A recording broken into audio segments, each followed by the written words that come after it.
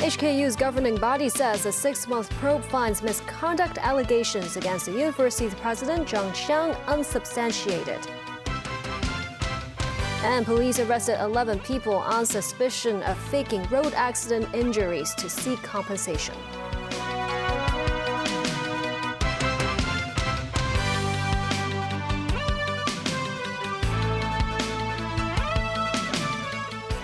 Good evening, and thank you for joining us. In Sydney, Australia, a man went on a stabbing rampage at a busy shopping centre, killing at least 6 people. 7 others remain in serious to critical conditions in hospitals, including a child. The attacker was shot and killed by a policewoman who was at the scene. Authorities say they do not know who the suspect is, nor the motive of the attack. Nasfi Karim has more. This man said he saw the attacker being taken down. Because I saw them coming, just as we were coming around the corner, there he was. He just come in and just started floating towards us, and all I heard was put it down. And then she shot him. But we were not in. She didn't shoot him. Well, he would have kept going. He was on the rampage. Baby getting wheeled off. This man said he saw a woman with a stab wound on her side being wheeled out by emergency service personnel. Video showed many ambulances and police cars around the shopping centre. ABC reported that armed police were also searching a rooftop parking lot. Paramedics were treating patients at the scene. Police say they believe the attacker acted alone and that one of those injured was a small child. Nazri Karim, TVB News. The Governing Council of the University of Hong Kong clears the university's president and vice-chancellor Zhang Xiang of allegations of misconduct. But Zhang said the harm done to HKU is already hard to reverse. Anonymous emails released last September slammed HKU President and Vice-Chancellor Zhang Xiang with a slew of allegations over misconduct and mismanagement. He was said to have bypassed protocols in hiring a headhunter to select a pro-vice-chancellor and a medical dean and replacing his work vehicle with another car he favored. A 5-member panel chaired by lawmaker Jimmy Ng is conducting investigations into the whistleblowing emails and will submit a report within 12 weeks. The Governing Council of HKU issued a late-night statement on Friday. It said the allegations made against Zhang were unsubstantiated.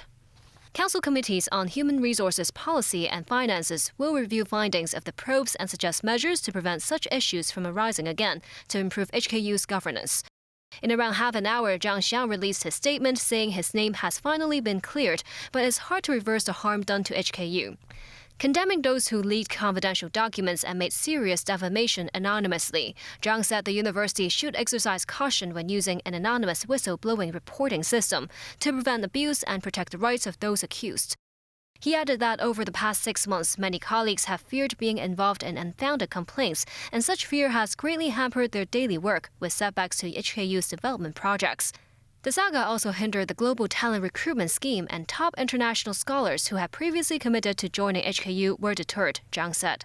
He pledged to strengthen communication with the council and lead the university's management to implement reforms and enhance efficiency. Secretary for Education Christine Choi said they hope to learn from the experience and move on to develop the university with concerted efforts. This as tertiary institutions face not only competition locally, but also from around the world for talent and research capability. 11 people have been arrested on suspicion of faking road accident injuries to seek compensation. They include 7 secondary school students from Tuen Mun aged 14 to 15. Among those arrested was a 24-year-old man. He was suspected of soliciting students from a number of secondary schools to orchestrate traffic accidents and extort compensation ranging from $1,000 to $20,000. Those students were given $500 to $1,000 in return. 3 of them were charged with conspiracy to defraud and will appear at Fanling Magistrates Courts next Monday. 5 people remain in critical condition days after the deadly fire in New Lucky Plaza in Yau Ma Tei. The Owners Corporation of the building held Taoist rites today to pray for the deceased. While the building remains off limits, government officers and volunteers reached the building to help repair and clean up the place. On concerns over the number of licensed hotels in New Lucky Building, Secretary for Home and Youth Affairs Alice Mack said more public discussion is needed before the government decides whether to tighten hotel licensing regulations. Authorities decided to stop using the Eye Invigilation app for the Hong Kong Diploma of Secondary Education examination starting today. That's after the roll call app crashed on Thursday and Friday.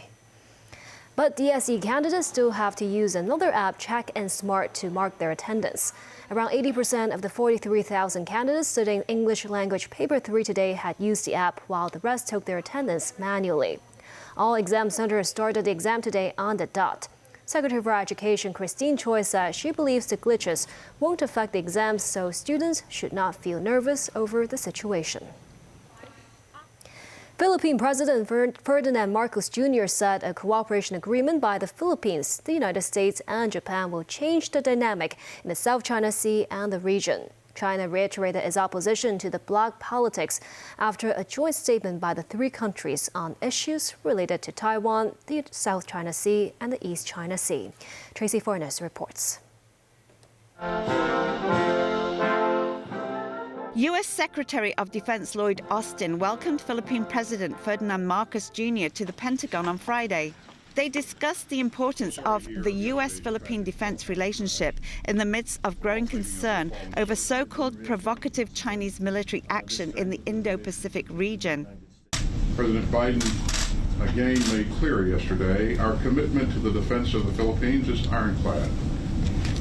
An armed attack on Philippine armed forces, public vessels, or aircraft in the Pacific, including the South China Sea, would invoke U.S. defense commitments under our mutual defense treaty. The Philippines has always been able to look to the United States for support, and we hope that this trilateral agreement, which we formalized yesterday, will be a formalization of an added multilateral support and structure that will make the safety, the peace, and the stability of the South China Sea a reality and continue to be a reality.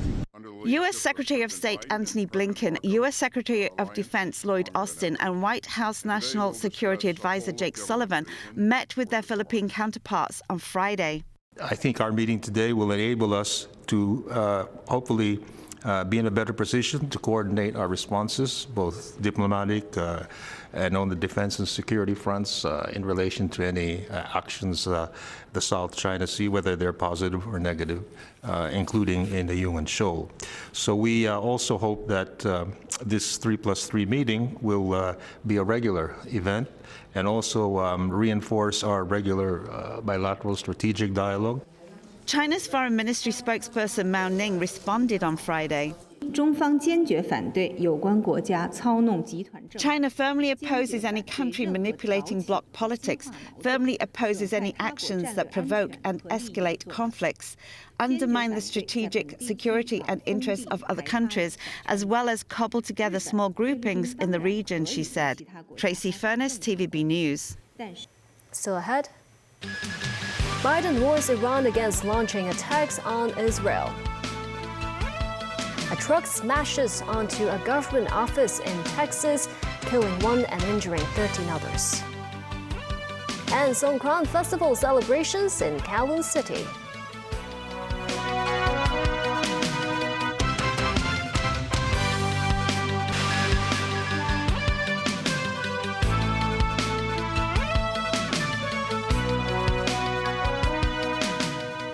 Welcome back.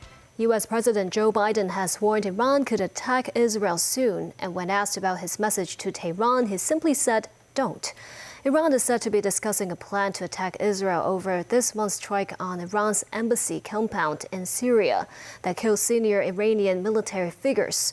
Biden has vowed to defend Israel from any attack by Iran, which supports Palestinian group Hamas in the Gaza war. Now, Kareem with more. Smoke rising over the Gaza horizon as Israel's bombing campaign continues unabated. But Israel and its close ally, the United States, are looking nervously beyond Gaza for a threat that could change the dynamics of the Middle East conflict. They are preparing for an attack by Iran in retaliation for last week's strike on the Iranian embassy compound in the Syrian capital Damascus. US President Joe Biden said he expects an Iranian response sooner rather than later, while at the same time issuing a blunt warning to Tehran. What is your message to Iran? What is your message to Iran right now? Mr. President, to Iran in this moment? Don't. We are devoted to the defense of Israel. We will support Israel. We will help defend Israel, and Iran will not succeed. Sources indicate Iran has told Washington that it wants to avoid escalation and will not act hastily. Israel is taking no chances. Defense Minister Yoav Gallant has met U.S. CENTCOM Commander General Michael Eric Kurila at Hatzor Air Base in Israel, the pair discussing potential Iranian attacks, including those by Hezbollah, Tehran's proxy in southern Lebanon. Tension over Iran's plans has prompted Germany's Lufthansa carrier and Austrian Airlines to suspend flights to Tehran until April 18th, while Australia's Qantas has rerouted its Perth to London flights. In the occupied West Bank, dozens of illegal Israeli settlers reportedly rampaged through a Palestinian village. One Palestinian was killed and up to 25 wounded. The settlers stormed the village of Al-Mughayr in search of a missing 14-year-old Israeli boy, setting houses on fire. Meanwhile, in Gaza, a senior aid official from the United Nations said he doubted Israel's claim that 1,000 or more aid trucks have entered the strip since Sunday. There are challenges in that regard because the number scanned by Israel doesn't correlate with the number of trucks being collected and dispatched inside Gaza. There's many reasons for that. Israel believes that their responsibility ends when they deliver trucks from Kerem Shalom into the Palestinian side. And I would say that that's certainly not the case. Their responsibility ends when aid reaches the civilians in Gaza. At the moment, we don't have security. And so what we have instead is the possibilities of getting ransacked and looted. Nazri Karim, TVB News. One person died and 13 others were injured, with 2 still in critical condition after a stolen semi-truck was driven into a building in the U.S. state of Texas. Officials in Branham, about 90 minutes west of Houston, say the driver intentionally drove the 18-wheeler into a government office.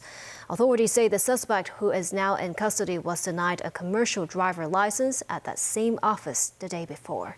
More details from NBC News. Deadly moments in Texas. DPS, turn to DPS, is crashing the DPS. After officials say this stolen semi-truck plowed into a Department of Public Safety building in Brenham, tearing through an entire brick wall. There is entrapment in the building. 6 people were rushed to the hospital. 1 died and 2 are in critical condition. Start getting people out through these windows. Great emergency, we'll need multiple trucks. The suspect, Clinard Parker, is now in custody, authorities say, and no further threat exists. Parker did come to the DPS Brenham office yesterday at approximately 3 or 4 p.m. where he was denied his commercial driver license. Maroon 18-wheeler, they left it running and it was just stolen. The crash occurred Friday afternoon after dispatchers say the truck was stolen. This should be an intentional act. You was here yesterday. Investigators say it appears the crash was deliberate. The law enforcement were behind this 18-wheeler. It was reported stolen. When they saw the vehicle, the stolen 18-wheeler took a hard right turn and went into the DPS Brenham office. The suspect was backing the vehicle up and with the intent of going into it again. Our fire chief mentioned that if he had veered a little bit to the left the second time, there would have been a collapse of that building. The former vice president of Ecuador will remain in prison to serve the remainder of his sentence over a corruption case. This after a judge in Ecuador ruled last week's arrest of Jorge Glass during a police raid on the Mexican embassy in Quito, where he had been living, was illegal. The judge said Glass's detention was formally illegal and arbitrary. Glass was taken into custody last Friday when police forced their way into the Mexican embassy, an event that has escalated into tensions between the 2 countries. His lawyers say they will appeal. Authorities are investigating him over alleged irregularities during his management of reconstruction efforts following a powerful earthquake in 2016 that killed hundreds of people. He was previously convicted on 2 separate bribery and corruption cases. Back locally, disciplinary forces across the city arrange open days for the upcoming National Security Education Day. Chief Executive John Lee said the government will enhance national security in the SAR and transform it into a mainstream value among the community. Timothy Lee reports. Visitors were able to watch anti-terrorist demonstrations held at the police college. Dramatic scenes of performers dressed as gunmen attacking a carnival and holding residents hostage. The police counter-terrorism response unit was quickly deployed to the scene. Drones were activated to survey the environment before the force engaged in a fierce firefight with the criminals and eventually saving the hostages. To celebrate the 180th anniversary of the establishment of the city's police force and National Security Education Day next Monday, the force also organized large-scale performances involving police dogs and band.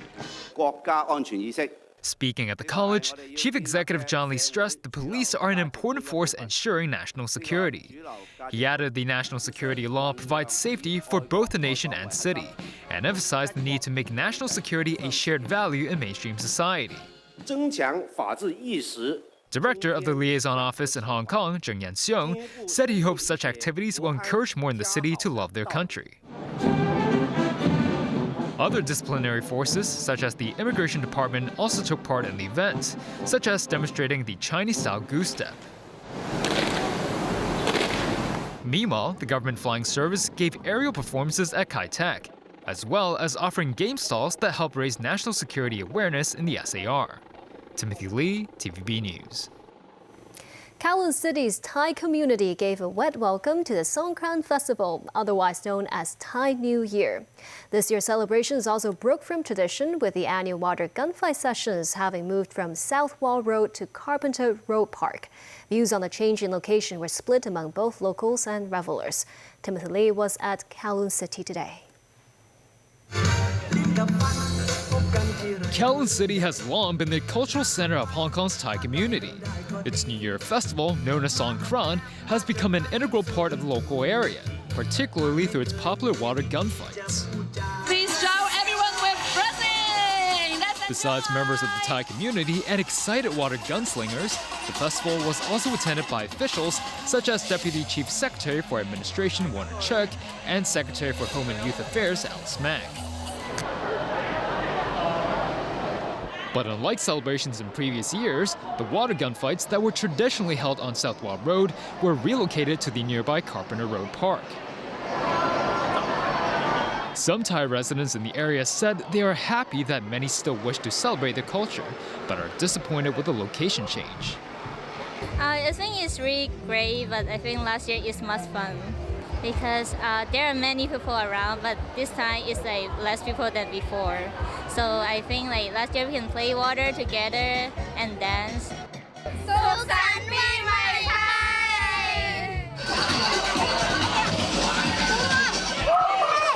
Soaked in water and sweat, many participating in the water gunfights were pleased with this year's arrangement.